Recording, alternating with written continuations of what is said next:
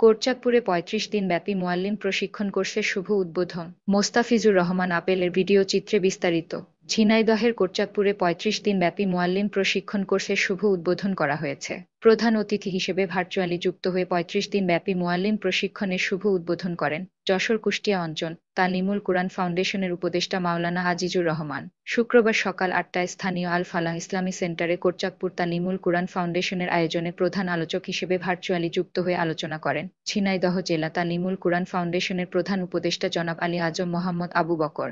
বিশেষ অতিথি হিসেবে ভার্চুয়ালি যুক্ত হয়ে আলোচনা করেন তালিমুল কোরআন ফাউন্ডেশনের কেন্দ্রীয় উস্তাজ মাওলানা আব্দুর রহিম। এছাড়াও বিশেষ অতিথি হিসেবে উপস্থিত ছিলেন তালিমুল কুরআন ফাউন্ডেশনের জেলা শাখার উপদেষ্টা অধ্যাপক মতিয়ার রহমান, অধ্যক্ষ আব্দুল হাই, কোটচাঁদপুর থানা উপদেষ্টা মাওলানা তাজুল ইসলাম। সভাপতিত্ব করেন তালিমুল কুরআন ফাউন্ডেশনের জেলা শাখার চেয়ারম্যান মুহাদ্দিস রবিউল ইসলাম ও পরিচালনায় ছিলেন তালিমুল কুরআন ফাউন্ডেশনের কেন্দ্রীয় প্যানেল উস্তাদ মাওলানা শহীদুজ্জামান।